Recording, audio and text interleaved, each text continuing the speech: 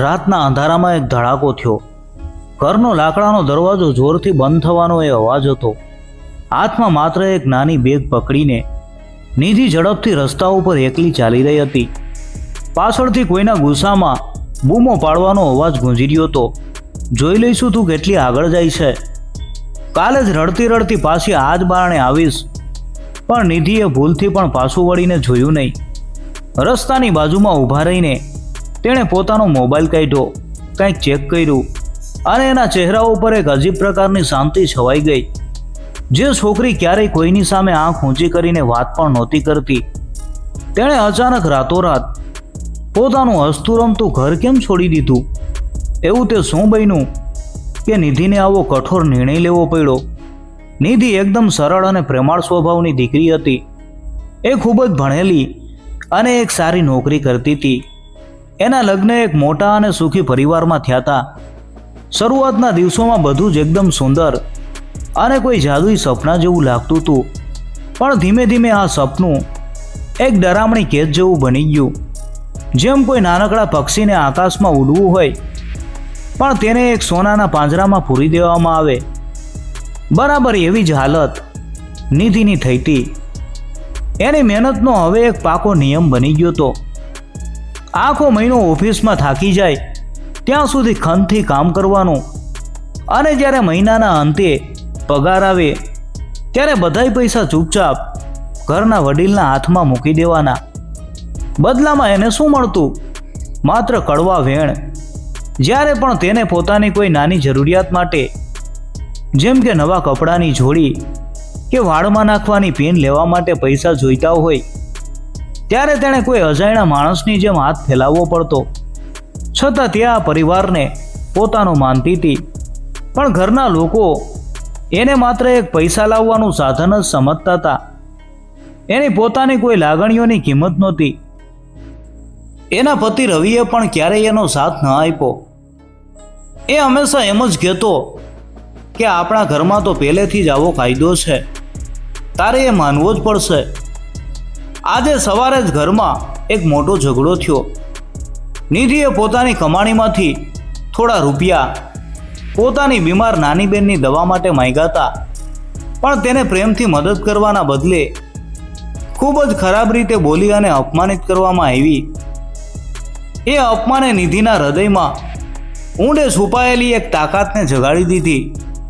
તેણે મનોમન નક્કી કરી લીધું કે હવે તે કોઈનું રમકડું બનીને નહીં જીવે. તે પોતાનો હક લઈને જ રહેશે. રસ્તા ઉપર ચાલતા ચાલતા તે થાકી ગઈ અને એક બગીચાના બાકડા પાસે આવીને બેઠી. રાતનો પવન એકદમ ઠંડો હતો. અચાનક એના હાથમાં રહેલો ફોન જોરથી રણકી ઉઠ્યો. સ્ક્રીન ઉપર નામ ચમકી રહ્યું હતું કે રવિ. તેણે ધ્રુજતા હાથે ફોન ઉપાડ્યો. એને એમ હતું કે રવિ એને પાછી બોલાવવા માટે ફોન કરતો હશે, પરંતુ સામેથી જે અવાજ આવ્યો એ સાંભળીને નિધિના પગ નીચેથી જમીન સરકી ગઈ. ફોનમાં રવિનો અવાજ નહોતો, પણ કોઈ અજાણી વ્યક્તિ આફડા ફાફડા અવાજે બોલી રહી હતી. શું તમે નિધિબેન બોલો છો? ફોન ઉપરથી આવતો અજાણ્યો અને ગભરાયેલો અવાજ સાંભળીને નિધિના હાથ ધ્રુજવા લાગ્યા.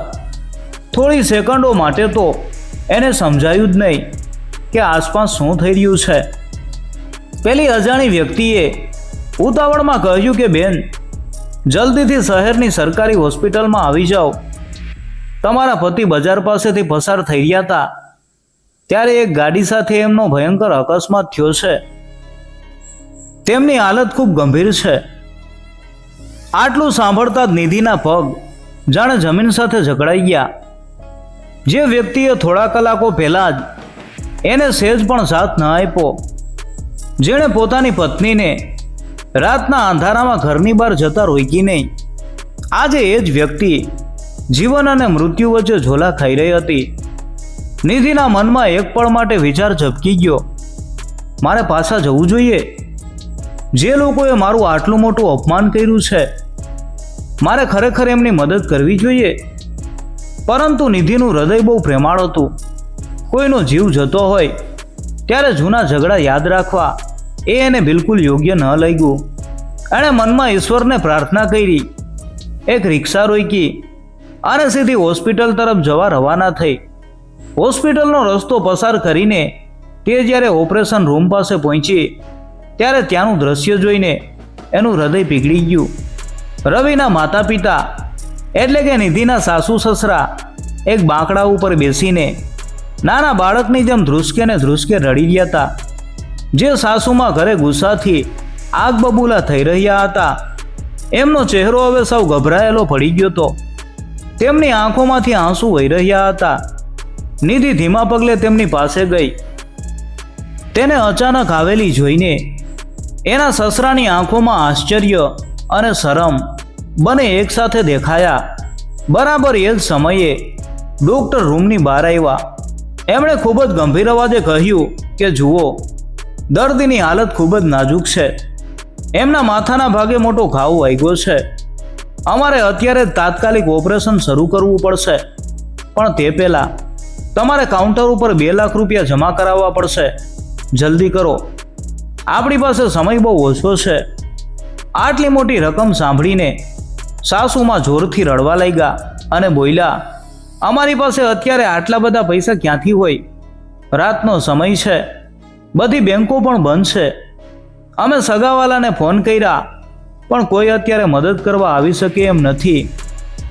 હવે અમે અમારા દીકરાને કેવી રીતે બચાવીશું? ચારે બાજુ એકદમ લાચારી છવાઈ ગઈ હતી. પરિવાર પાસે કોઈ રસ્તો નહોતો. આ બધું જોઈને નિધિએ એક સેકન્ડનો પણ વિચાર કર્યા વગર પોતાના પર્સમાંથી પોતાનું કાર્ડ બહાર કાઢ્યું. આ એ જ પગારના પૈસા હતા જેના માટે ઘરમાં મોટો ભૂકંપ આવ્યો હતો. તેણે સાસુમા સામે જોયું, કાંઈ પણ બોલ્યા વિના એ સીધી પૈસા ભરવાની બારી પાસે ગઈ અને પોતાના ખાતામાંથી ઓપરેશનની બધી જ ફી તરત જમા કરાવી દીધી. જ્યારે રવિના માતા પિતાને આ વાતની જાણ થઈ ત્યારે તેમને પોતાના વર્તન ઉપર અંદરથી પસ્તાવો થવા લાગ્યો. જે દીકરીને તેમણે કોઈ પણ જાતની દયા વગર કાઢી મૂકી હતી, આજે એ જ દીકરીએ પોતાની મહેનતની પૂરેપૂરી બચત આપીને એમના દીકરાનો જીવ બચાવ્યો હતો. લગભગ 4 કલાકની જહેમત પછી ઓપરેશન રૂમની લાલ લાઇટ બંધ થઈ. ડૉક્ટર બહાર આવ્યા અને સ્મિત સાથે બોલ્યા, તમારો દીકરો હવે ખતરાની બહાર છે. સમયસર પૈસા મળી ગયા એટલે અમે સારવાર શરૂ કરી શક્યા. તમારે આ દીકરીનો આભાર માનવો જોઈએ. આ સાંભળીને નિધિ એક ખૂણામાં શાંતિથી ઊભી રહી. સવારનો સૂરજ ઉગ્યો. હોસ્પિટલની બારીમાંથી આવતો સોનેરી તડકો રવિના ચહેરા ઉપર પડ્યો. રવિએ ધીમે ધીમે પોતાની આંખો ખોલી. એના માથામાં સખત દુખાવો થતો હતો. એણે ધીમેથી પૂછ્યું કે માં, હું ક્યાં છું? આસપાસ જોયું તો એના માતા પિતા રડતા રડતા એની પથારી પાસે ઊભા હતા. રવિને અકસ્માતની થોડી થોડી યાદ આવવા લાગી. એણે પૂછ્યું, મારો જીવ કેવી રીતે બચ્યો? અને આટલી મોટી હોસ્પિટલમાં મારું ઓપરેશન કરાવવાના પૈસા કોણે આપ્યા? આ સાંભળીને સાસુમાં પોતાના આંસુ રોકી ન શક્યા. એમનો ચહેરો શરમથી ઝૂકી ગયો. તેમણે રડતા રડતા કહ્યું કે બેટા, કાલે રાત્રે ડૉક્ટરે તાત્કાલિક ઓપરેશન કરવાના 2 લાખ રૂપિયા માંગ્યા હતા. અમારી પાસે તો 1 રૂપિયો પણ નહોતો. પણ જે વહુને આપણે કોઈ દયા વગર રાત્રે ઘરમાંથી કાઢી મૂકી હતી, એ જ નિધિએ પોતાના પગારના બધા જ પૈસા આપીને તારો જીવ બચાવ્યો છે. આ સાંભળીને રવિના પગ નીચેથી જમીન ખસી ગઈ. એની આંખોમાંથી આંસુ વહેવા લાગ્યા. જે પત્ની પાસે તે અને તેનો પરિવાર પાઈનો હિસાબ માંગતો હતો, જેની કમાણી ઉપર તેઓ બળજબરીથી હક જમાવતા હતા, આજે એ જ પત્નીએ પોતાનો જીવ બચાવવા માટે બધી જ કમાણી લૂંટાવી દીધી. રવિને પોતાની કઠોરતા ઉપર નફરત થવા લાગી. થોડીવાર પછી નિધિ ધીમા પગલે રૂમમાં આવી. સાસુ અને સસરા તરત જ તેની પાસે દોડી ગયા. જે હાથ હંમેશા નિધિ ઉપર ગુસ્સો કરવા ઉઠતા હતા, એ જ હાથ આજે માફી માંગવા માટે જોડાયેલા હતા. સસરાએ ગળગળા અવાજે કહ્યું કે બેટા, અમને માફ કરી દે. અમે પૈસાના અહંકારમાં સાચા હીરાને ન ઓળખી શક્યા. તે અમારા દીકરાને નવો જન્મ આપ્યો છે. નિધિના ચહેરા ઉપર કોઈ ગુસ્સો નહોતો, માત્ર એક શાંતિ હતી. તેણે વડીલોના હાથ પકડીને નીચે કર્યા અને ખૂબ જ મીઠા અવાજે કહ્યું કે બાપુજી, તમે વડીલ છો, મને હાથ ન જોડો. મેં કોઈ ઉપકાર નથી કર્યો. મેં તો માત્ર એક માણસ તરીકેની મારી ફરજ નિભાવી છે. પરંતુ નિધિ અટકી ગઈ. પરંતુ શું નિધિ? રવિએ રોતા રોતા પથારીમાંથી પૂછ્યું. નિધિએ કહ્યું, માણસ તરીકે મેં તમને સૌને માફ કર્યા છે, પણ જે ઘરમાં મારી લાગણીઓની કોઈ કિંમત નથી, જ્યાં મને માત્ર એક પૈસા કમાવાનું મશીન સમજવામાં આવે છે, ત્યાં હું પાછી નહીં આવું. સંબંધ માત્ર પૈસાથી નથી ચાલતો, પ્રેમ અને સન્માનથી ચાલે છે. રૂમમાં એકદમ સન્નાટો છવાઈ ગયો. રવિ અને એના માતા પિતા પાસે બોલવા માટે કોઈ શબ્દો નહોતા. બરાબર એ જ સમયે ડૉક્ટર સાહેબ રૂમમાં આવ્યા. એમના ચહેરા ઉપર ખૂબ ચિંતા દેખાતી હતી. એમણે એક એવી વાત કીધી જેનાથી સૌના જીવનમાં ફરી એક મોટો ભૂકંપ આવી ગયો હતો. ડૉક્ટરે ગંભીર અવાજે કહ્યું કે જુઓ, રવિભાઈનો જીવ તો બચી ગયો છે, પણ એમના પગના હાડકાં અને જ્ઞાનતંતુઓને ભારે નુકસાન થયું છે. હવે તે કદાચ આવનારા 1 વર્ષ સુધી ચાલી નહીં શકે અને નોકરી ઉપર પણ નહીં જઈ શકે. એમને ઘરે આરામ અને મોંઘી દવાઓની જરૂર પડશે. આ સાંભળીને સાસુમાં ત્યાં જ ફસડાઈ પડ્યા. જે પરિવાર નિધિની કમાણી છીનવી લેતો હતો, આજે તે સંપૂર્ણપણે લાચાર બની ગયો હતો. ઘરમાં કમાવનાર હવે કોઈ નહોતું. હોસ્પિટલના એ રૂમમાં એકદમ શાંતિ છવાઈ ગઈ હતી. ડૉક્ટરની વાત સાંભળીને બધા લોકો પથ્થરની મૂર્તિ જેવા થઈ ગયા હતા. રવિ પથારીમાં લાચાર થઈને પડ્યો હતો અને એના માતા પિતાની આંખોમાં હવે ગુસ્સો નહીં, પરંતુ ડર દેખાઈ રહ્યો હતો. ઘરમાં હવે કમાનાર કોઈ નહોતું. સાસુમાએ રડતા રડતા નિધિ તરફ જોયું. ગઈકાલ સુધી જે આંખોમાંથી માત્ર ધિક્કાર અને ગુસ્સો વરસતો હતો, આજે એ જ આંખો ભીખ માગી રહી હતી. સાસુમાએ 2 હાથ જોડીને કહ્યું કે બેટા, હવે અમારું શું થશે? તારા સસરાની ઉંમર થઈ ગઈ છે અને રવિ તો સાવ પથારીવશ છે. ઘરનું ભાડું, ખાવાનો ખર્ચો અને રવિની દવાઓ, આ બધું કોણ કરશે? હવે તું જ અમારી એકમાત્ર આશા છે દીકરી. જૂનું બધું ભૂલી જા, અમને માફ કરી દે અને ઘરે પાછી આવી જા. નિધિનું હૃદય ખૂબ જ કોમળ હતું. કોઈ પણ દુઃખી માણસને જોઈને એનું દિલ પીગળી જતું હતું. પરંતુ હવે તે પહેલાં જેવી ડરપોક કે હંમેશા દબાઈને જીવનારી છોકરી નહોતી. છેલ્લા 2 વર્ષના કડવા અનુભવોએ એને ખૂબ મજબૂત અને હિંમતવાળી બનાવી દીધી હતી. તેણે ઊંડો શ્વાસ લીધો અને એકદમ શાંત અવાજમાં કહ્યું કે માં, તમે જરાય ચિંતા ન કરો. હું રવિની બધી જ દવાઓનો અને ઘરના રાશનનો બધો જ ખર્ચ ઉપાડીશ.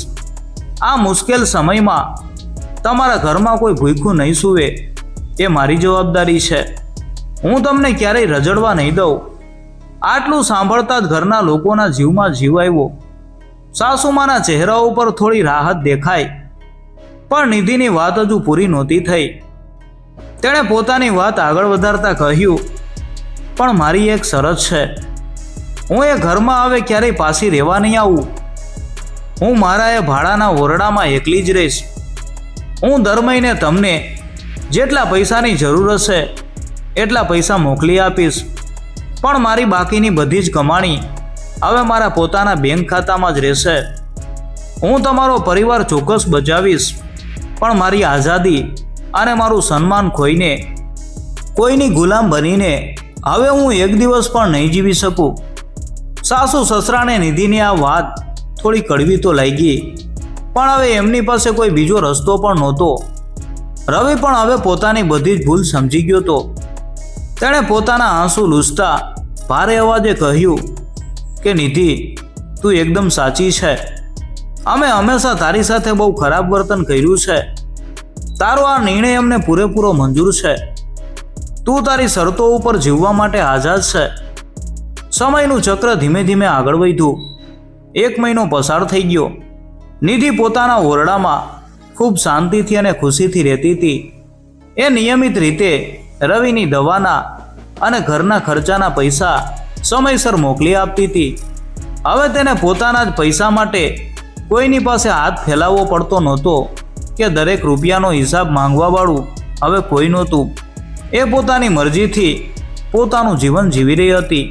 એક સાંજે નિધિ જ્યારે ઓફિસેથી થાકીને પોતાના ઓરડે પાછી આવી ત્યારે તેણે જોયું કે એના દરવાજાની નીચે એક સફેદ રંગનું કવર પડેલું હતું. કવર ઉપર કોઈનું નામ કે સરનામું લખેલું નહોતું. નિધિને થોડું આશ્ચર્ય થયું કે અહીં મારું નવું સરનામું કોને ખબર હશે. એણે ધ્રુજતા હાથે એ કવર ખોલ્યું. કવરની અંદર એક નાનકડો કાગળ હતો. એ કાગળમાં લખેલા શબ્દો વાંચતા જ નિધિના પગ નીચેથી જમીન સરકી ગઈ. કાગળ એના હાથમાંથી સરકીને જમીન ઉપર પડી ગયો અને ડરના માર્યા એની આંખો પોળી થઈ ગઈ. એના હૃદયના ધબકારા ખૂબ વધી ગયા હતા. રૂમમાં એકદમ શાંતિ હતી, પણ નિધિના મનમાં વિચારોનું તોફાન ચાલી રહ્યું હતું. તેણે હિંમત ભેગી કરીને જમીન ઉપરથી એ કાગળ પાછો ઉઠાવ્યો. એમાં લખેલા અક્ષરો ખૂબ જ વાંકા ચૂકા હતા, જાણે કોઈએ બહુ જ નબળા હાથે અને પથારીમાં સૂતા સૂતા એ કાગળ લખ્યો હોય. નિધિએ ધીમે ધીમે એ કાગળ વાંચવાનું શરૂ કર્યું. એ ચિઠ્ઠી રવિએ લખી હતી. એમાં લખ્યું હતું, મારી નિધિ, મને ખબર છે કે હું તારી માફી માંગવાને લાયક પણ નથી. જ્યારે મારું ઓપરેશન પૂરું થયું અને મને ખબર પડી કે તે તારી આખી જિંદગીની બચત મારો જીવ બચાવવા માટે આપી દીધી છે, ત્યારે મને સમજાયું કે હું કેટલો ખરાબ અને સ્વાર્થી માણસ છું. જે પત્નીને મેં ક્યારેય એક રૂપિયાની પણ ખુશી નથી આપી, એણે જ મારો જીવ બચાવ્યો. હવે તું દૂર રહીને પણ મારી દવાઓ અને ઘર ચલાવવા માટે દર મહિને પૈસા મોકલે છે, પણ નિધિ, તારો મોકલેલો એક એક રૂપિયો મને હવે કાંટાની જેમ વાગે છે. ચિઠ્ઠી વાંચતા વાંચતા નિધિની આંખોમાંથી આંસુ ટપકવા લાગ્યા. તેણે આગળ વાંચ્યું. તે કહ્યું હતું ને કે તું તારી આઝાદી અને તારું સન્માન પાછું મેળવવા માંગે છે, પણ મને લાગે છે કે જ્યાં સુધી મારું નામ તારી સાથે જોડાયેલું રહેશે ત્યાં સુધી તું તારી મહેનતની કમાણી મારા પરિવાર પાછળ જ વાપરતી રહીશ. હું હવે આખી જિંદગી તારા ઉપર બોજ બનવા નથી માંગતો. આ કવરની અંદર બીજા થોડા કાગળો છે, મેં તેમાં મારી સહી કરી દીધી છે. આ આપણા છૂટાછેડાના કાગળો છે. આ શબ્દો વાંચતા જ નિધિ ચોંકી ગઈ. એની આંખો પોળી થઈ ગઈ.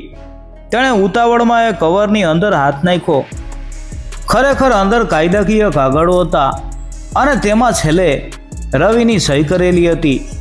ચિઠ્ઠીના અંતમાં રવિએ લખ્યું હતું કે નિધિ, તું બહુ જ સારી અને પ્રેમાળ છોકરી છે. તને હંમેશા ખુશ રહેવાનો પૂરો હક છે. આ કાગળ ઉપર સહી કરીને તું હંમેશા માટે મારાથી આઝાદ થઈ જા. હવે તારે મારા માટે કે મારા ઘર માટે કોઈ જવાબદારી નિભાવવાની જરૂર નથી. તારી નવી જિંદગી માટે તને ખૂબ ખૂબ શુભેચ્છાઓ. નિધિએ કાગળો છાતીએ લગાવી અને જમીન ઉપર બેસી ગઈ. તે નાના બાળકની જેમ જોર જોરથી રડવા લાગી. તેણે ક્યારેય રવિ સાથે પોતાનો સંબંધ તોડવાનું વિચાર્યું જ નહોતું. એ તો બસ એટલું જ ઈચ્છતી હતી કે ઘરના લોકો એને પ્રેમ કરે, એને સમજે અને તેને એક સાચા માણસ તરીકે માન આપે. પણ હવે આ શું થઈ ગયું? રવિએ પોતાની ભૂલનો પસ્તાવો કરવા માટે સીધો સંબંધ જ તોડી નાખવાનો નિર્ણય લઈ લીધો હતો. નિધિના મનમાં હવે બે રસ્તા હતા.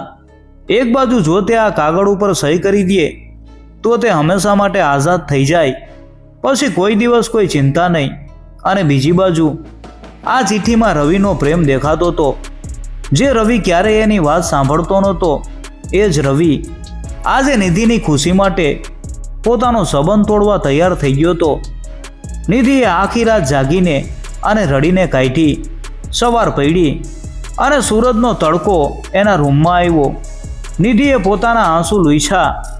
એના ચહેરા ઉપર હવે એક અલગ જ ચમક અને શાંતિ હતી. તેણે નક્કી કરી લીધું હતું કે હવે તેને શું કરવાનું છે. તેણે ટેબલ ઉપરથી પેન હાથમાં લીધી. તે કાગળો ઉપર નજર કરી અને પછી એ કાગળો પોતાની બેગમાં મૂક્યા. તેણે ઘરના દરવાજાને તાળું માર્યું અને ઝડપથી ઘરની બહાર નીકળી ગઈ. નિધિ રિક્ષામાં બેસીને રવિના ઘર તરફ જઈ રહી હતી. રસ્તામાં આવતા દરેક વળાંક સાથે એના મનમાં જૂની અને નવી યાદો તાજી થઈ રહી હતી. હવે 1 મહિનો વીતી ગયો હતો. રવિને હોસ્પિટલમાંથી રજા મળી ગઈ હતી અને તે પોતાના ઘરે પથારીમાં આરામ કરતો હતો. જ્યારે નિધિએ શેરીમાં પહોંચી ત્યારે એનું હૃદય જોરથી ધડકવા લાગ્યું.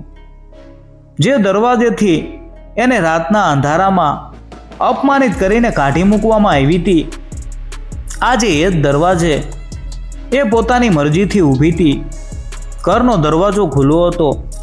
નિધિ ધીમેથી અંદર પ્રવેશી. ઘરમાં એકદમ શાંતિ હતી, જાણે કોઈ સ્મશાન જેવી ઉદાસી પથરાયેલી હોય. રવિના માતા પિતા હોલના એક ખૂણામાં જમીન ઉપર બેઠા બેઠા કંઈક વિચારી રહ્યા હતા. એમનો ચહેરો સાવ નિસ્તેજ અને થાકેલો લાગતો હતો. નિધિના પગલાંનો અવાજ સાંભળીને બંનેએ ઉપર જોયું. પોતાની વહુને અચાનક સામે ઊભેલી જોઈને તેઓ સ્તબ્ધ થઈ ગયા. રવિને પણ બહારનો અવાજ સંભળાયો અને તેણે પથારીમાંથી જ બૂમ પાડી કે કોણ આવ્યું છે માં? નિધિ સીધી રવિના રૂમમાં ગઈ. રવિનો ચહેરો નિધિને જોઈ અને આશ્ચર્યથી ખીલી ઉઠ્યો.